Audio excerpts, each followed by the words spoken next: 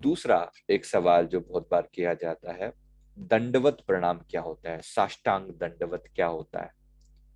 साष्टांग दंडवत जब होता है, प्रणाम के क्या क्या तरीके होते हैं, प्रणाम कैसे करते हैं।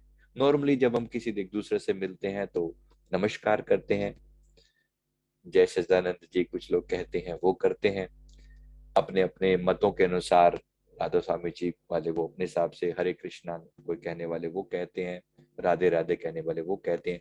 ये बाहरी, जब हम इक्वलेंट लेवल पर हैं तो उनके आगे जो होता है वो नमस्कार या इससे इक्वलेंट वाली चीज होती है, राइट। इसी तरह से जो हायर लेवल पर होती हैं, जैसे जो हमसे बड़े हैं, उनके आगे नमस्कार करने का तरीका क्या है।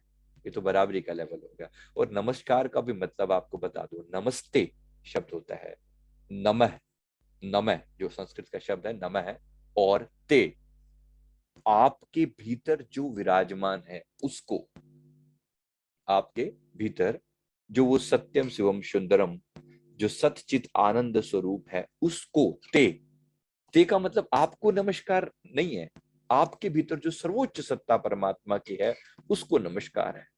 बड़े कमाल की चीज है। हमारे सनातन धर्म की जो संस्कृति है उसका आधार कितना स्ट्रांग है आप देखो। यानी सारे के सारे इशारे उसी ब्रह्म की तरफ जा रहे हैं, उसी परमात्मा की तरफ जा रहे हैं। जो भी बात करते हैं ना, उसको नमस्कार है। उसको उसको मतलब किसको। आपने, जब हमने बाकी ग्रंथों की व्याख्या की, अलग अलग जगह पर श्रीमद् भागवत गीता में बात करी, आत्म पूजा उपनिषद की बात करी, अष्टावक्र गीता की बात करी, तो उसकी तरफ इशारा होता है, उसकी तरफ। वो तत्वमसि, वो तत्व वो कौन है, वो जो तत्व है, वो जो परम तत्व है, वो जो सुप्रीम सोर्स है, वो जो सबका जनक है, सबका पिता है, सबकी माता है, उस परब्रह्म परमात्मा को तरफ रेफर किया जाता है। वो उसकी तरफ रेफर किया जाता है। वो तो ये कहा जाता है उसकी जो मूर्ति, उसकी जो ज्योत आपके भीतर है उसे नमस्कार है, नमस्ते, ये अर्थ है इसका। और एक और चीज, जो हमारा दायां हाथ रिप्रेजेंटेटिव है परमात्मा का, बायां हाथ रिप्रेजेंटेटिव है हमारी आत्मा का। ये जो मिलन है, ये दोनों का आपस में मिलना, ये भी रिप्रेजेंट करता है, ये रिप्रेजेंट करता है कि ये दोनों आत्मा और परमात्मा का मिलन हो जाए, हमारी आत्मा का परमात्मा से मिलन। हमारा वास्तविक उद्देश्य तो यही है। पर एट द सेम टाइम बड़ी मल्टीपल अर्थ हैं एक साथ, और भी बहुत कुछ इससे निकलता है। एक तो ये मैंने नमस्कार किया, मैं अपने ही भीतर इन दोनों को जोड़ रहा हूँ, और ये कितना शुभ है। अब कोरोना टाइम में तो आप सभी ने फील किया ही है कि सभी लोग बड़े से बड़े, इवन वो ब्रिटेन के जो प्रिंस वगैरह है, उन सबको भी नमस् अभिवादन का यही तरीका समझ में आया, क्योंकि हाथ कौन मिलाए और कौन मुसीबत गले पाए। ये तो सबसे सिंपल तरीका है कि ठीक है आपने नमस्कार किया तो सामने वाला, एक तो हाथ मिलाने वाले वाला सिस्टम भी नहीं रहा, और ऑफ कोर्स क्यों फालतू के कीटाणु किसी के लिए और किसी को दिए। अपनी चीज अपने पास, आपकी चीज अपने पास, लेकिन सम्मान भी करना है। सम्मान करने का खूबसूरत तरीका नमस्कार करना। ठीक है, एक तो ये हो गया। बड़ों के आगे थोड़ा और होके झुक के कर दिया, एक ये पार्ट हो गया बड़ों के आगे। फिर हमारे यहाँ तो ये नमस्कार का एक बेसिक तरीका। फिर जो हमारा जो सवाल था वो था कि प्रणाम क्यों करते हैं और साष्टांग दंडवत क्या होता है। तो इसके अलग अलग फॉर्म है। जो अगला फॉर्म है इसका, वो है हम किसी के आगे, बड़ों के आगे जब झुकते हैं तो आमतौर पे आप क्या करते हो, आप कैसे बड़ों के चरण के क्यों छूते हो, जैसे अपने से बड़ों के। तो चरणों के छूने के पीछे क्या लॉजिक है, उसके पीछे जो लॉजिक है, नॉर्मली हमारी पूरी बॉडी जो है वो एक नॉर्थ और साउथ पोल की तरह से काम करती है। मतलब नॉर्थ पोल और साउथ पोल जैसे एक चुंबक है, अपने आप में एक सिंगल चुंबक है ये। ठीक है, अपने आप में ये बॉडी का जो सिर है, ये एक पार्ट है चुंबक का, आप कह सकते हैं मे बी नॉर्थ पोल, और जो पैर है वो साउथ पोल, ऐसा कह सकते हैं। ऐसा फिक्स नहीं है, मतलब ये नहीं कह रहा हूं कि ऐसा ही होता है, बट एक चुंबक की तरह, अगर ये चुंबक है, अगर ये चुंबक है, तो अगर ये सेम है, मेरा सर आपके सर की तरफ है, मेरा सर आपके सर की तरफ है, तो अट्रैक्शन पैदा नहीं होता।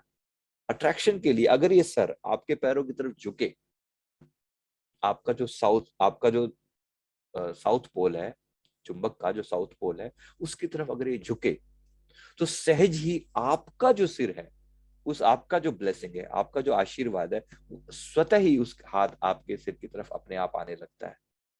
जब वो झुका तो आशीर्वाद मिलना शुरू हो जाता है स्वतः। ये ऑटोमेटिक है, आप दो ना दो, आपका झुकना ही, आपका झुकना ही सामने वाले के आशीर्वाद को, उसकी ब्लेसिंग को, उसकी कृपा को आपकी ओर अट्रैक्ट कर देता है ऑटोमेटिकली।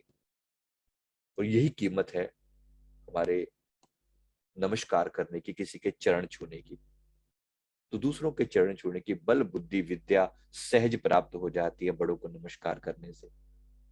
इसलिए जरूर बड़ों के पैर छुआ करें, बेशकीमती है ये चीज, बेशकीमती। हमारा सारा जीवन इसी तरह बीता है, झुक के प्यार से आशीर्वाद ले लेकर, और दोनों हाथों से उनके दोनों चरणों को छूना। याद रखना, ये फॉर्मेलिटी की बात नहीं कर रहा हूं, फॉर्मेलिटी नहीं, छुए तो ये नहीं कि भाई एक पैर से पैरी पोना जी, हमारे यहाँ आजकल जैसे ट्रेंड चलता है, पैरी पोना वाला नहीं होता।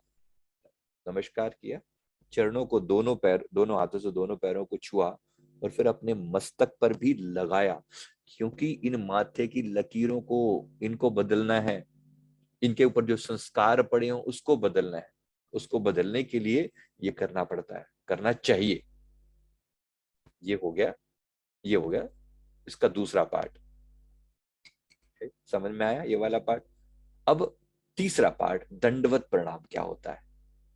दंडवत प्रणाम, ये बड़ों के आगे ही टेक दिया। अब जब हम परमात्मा के आगे किसी रूप में जाते हैं, परमात्मा के किसी स्वरूप को हम मानते हैं, जैसे हम मंदिर में जाते हैं तो हम दंडवत प्रणाम करते हैं।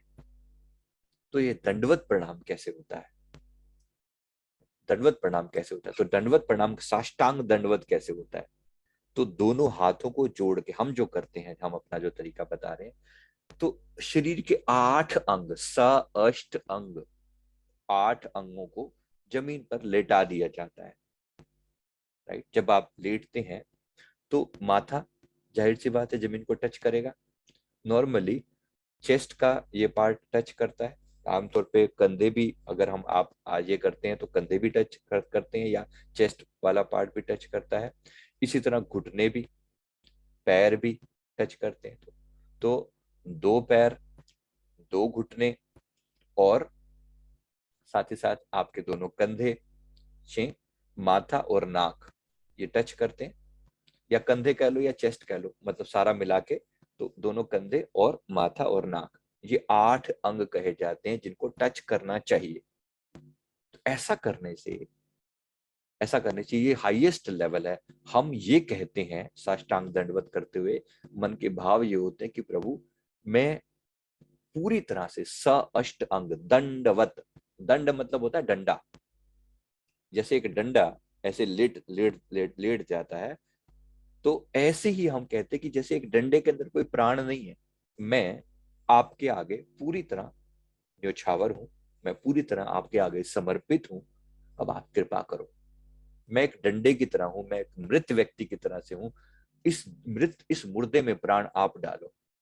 ये दंडवत प्रणाम होती है, सब सर्वोच्च लेवल की जो होती है, सर्वोच्च लेवल की। और ये सम्मान जो है हम देते हैं अपने से, उनको गुरुओं को, अपने अपने इष्ट को, गुरु को सम्मान देते हैं, और ये बहुत ऊंचे दर्जे की बात है ये।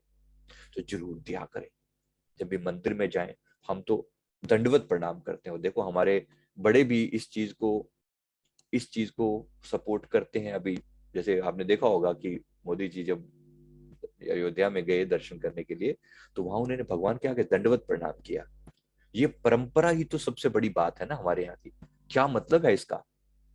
एक देश का एक तरीके से सर्वोच्च लेवल पर बैठा हुआ एक एक एक जो अधिकारी है, वो जब भगवान के सामने जा रहा है, उनके सामने वो भी नतमस्तक है, संपूर्ण समर्पण। दंडवत मतलब मैं मिट चुका हूं, अब आप इसमें प्राण डाल दो, ये होता है दंडवत प्रणाम। तो जरूर क्या करें, जब करें तो बड़ों के आगे इतने ही प्यार से झुक जाया करें। राइट। तो जो कुछ लोगों के मन के सवाल थे उसका जवाब दे रहा हूँ। Thank you very much.